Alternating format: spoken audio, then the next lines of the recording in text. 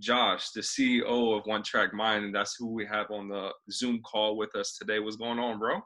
Hey bro, how's everything? Everything is good. So just like how we said earlier before we started the conversation, I first came familiar with your platform through TikTok.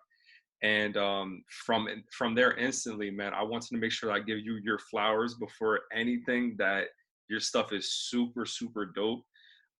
You know how our industry is. A lot of people that are on the media side, we don't like showing love to each other because it's like it's a competitive sport.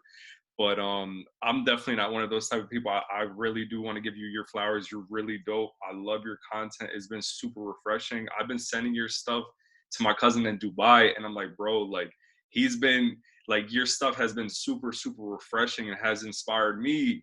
So first thing I want to ask you is, when did you start the TikTok? What was the inspiration behind the content behind it? So I started that TikTok account, like the One Track Mind one, in August of 2020.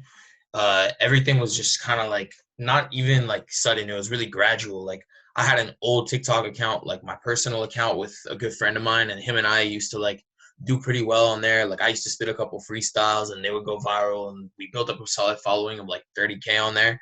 And then all of our content just started like dying. Like we were not getting numbers, and it was because she was doing like comedy content and I was doing freestyle. So whenever we would make like something that was out of the ordinary to our viewers, like people just wouldn't tap in, you know? So eventually I just did like a video on that profile being like, yo, like here's some artists who fell off, but I think are gonna make a comeback or something like that. And it did like 200,000. So I was like, all right, cool. Like let me start a One Track Mind platform, because One Track Mind already existed without TikTok. So I was like, all right, cool, let's do it for One Track Mind and see where it goes. And by my third video, I'd gone viral. Yeah. Now, what was the video that made you go viral? I think I know what it was. It the DM one, or was Yeah, it? yeah, yeah, it was a Yeah. DM one. All right. So yeah, elaborate on that. What was the inspiration behind that? What was the video for the people that don't know? Yeah, I was on YouTube one day watching hella YouTubers just making content, and I was like, yo, like Patrick CC went viral for this video where he's like, yo, I DM'd 100 rappers asking for a feature, and like me, I'm a hustler, and Yeah. like I had already emailed hella rappers trying to get them on for interviews. After I interviewed Flip the Narrow in like March of 2020, I emailed like literally like 1,000 rappers plus trying to get interviews with them. So I was like, all right, cool. He did it with 100 rappers and went viral on YouTube, where it's harder to go viral. Let me see what's up with TikTok. So I did the same thing on TikTok. Yo, I DM'd 1,000 rappers asking for an interview. Here's some of the results that happened, or here's some of the responses that I got. And like literally on my third video on my entire profile, like 1.8 million views, you know? It was That's crazy. crazy. It went wild. And that shows you, that really, really shows you. And I respect that you sent so many emails out even before this piece of content that you did. It takes so much to get interviews on platforms when you're building it on your own. Like One Track Mind isn't a huge corporation that you got hired. This is your corporation. You started this from the ground up. So in order to get it going and get these interviews, you had to send thousands and thousands of emails, man. So I commend you for that. And one thing I wanted you to elaborate on for the guys that are watching is the guys and the girls that are watching this. What kept you going, man? After a million cajillion no's and no responses and emails, what kept you going? The yeses. Like I was just thinking like if I shoot out 100 and my like response rate is 1%, like I'm getting one for every 100 that I'm hitting. You know what I mean? So like if I set out 1,000, like you know what I mean? I'm about to be sitting at 10 new interviews. So I was just like, all right, cool. Like let's see what happens. I had a big name to like back my platform kind of already, having already interviewed Flip the Narrow, and then like just sending out all these emails. It was just like, all right, like boom, I've worked with Flip. Like what's up to all of these artists that were like a little bit smaller than him, you know? But we got a few more questions before we get you out of here. I Hey, want yeah, what's up? Let's do it. I want to get your take, man. How was it interning for Polo G?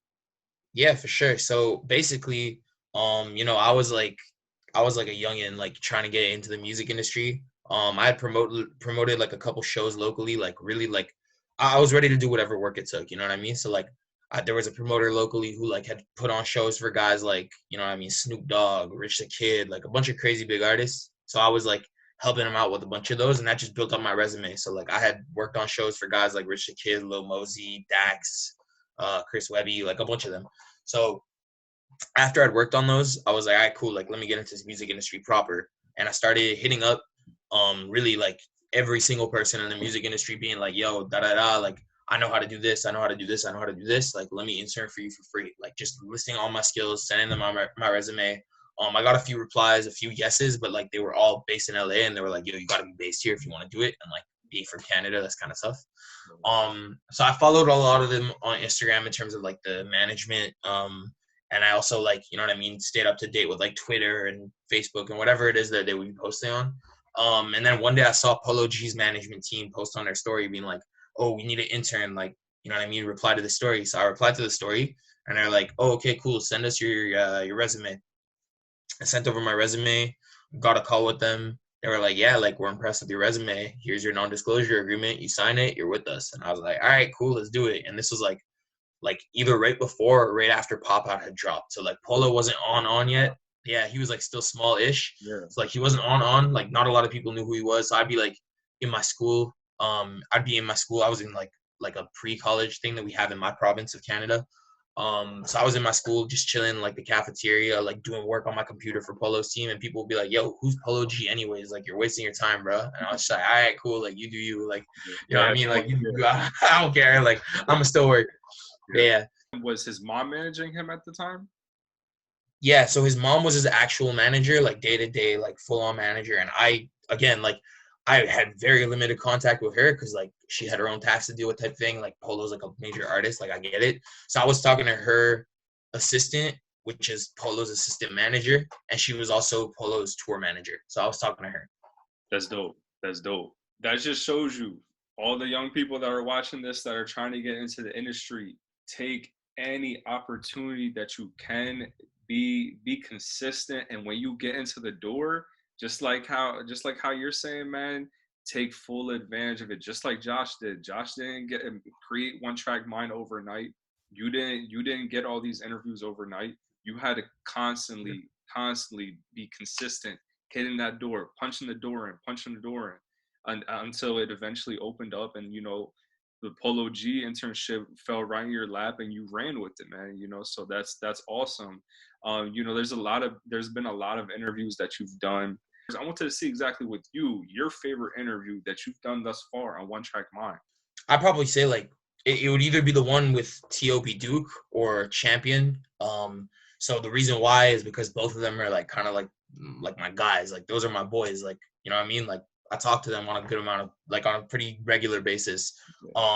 So, you know what I mean? It was just like a little different to be able to like watch like Duke, who was signed to Polo. Like, I was working with him on the Polo team, and then I saw him go up, and I was like, all right, cool, time to get this interview going. You know what I mean? And just like get a deeper insight into his life. It was really like the interviews where I was like more friends with the artist rather than just like, an interviewer talking to, an artist on like this pedestal. Like, it was just a better vibe for me, at least. You know what I mean? I enjoyed it more.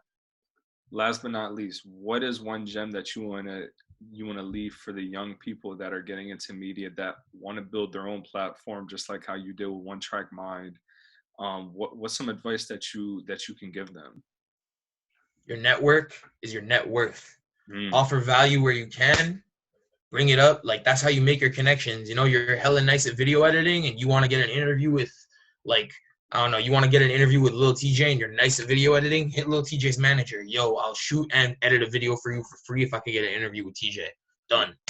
Boom, you're doing it. Like, you know what I mean? And just keep the ball rolling like that. Like, hit whoever you want up, offer value, no matter how that is. Graphic design, video editing, website design, I don't care. Like, doesn't really matter. But once you bring that value to the table, you'll be able to build and establish a relationship with the people that you're trying to get in contact with, and then being like, yo, it's good. Like, let's get an interview. It won't be a problem. Like, that's easy.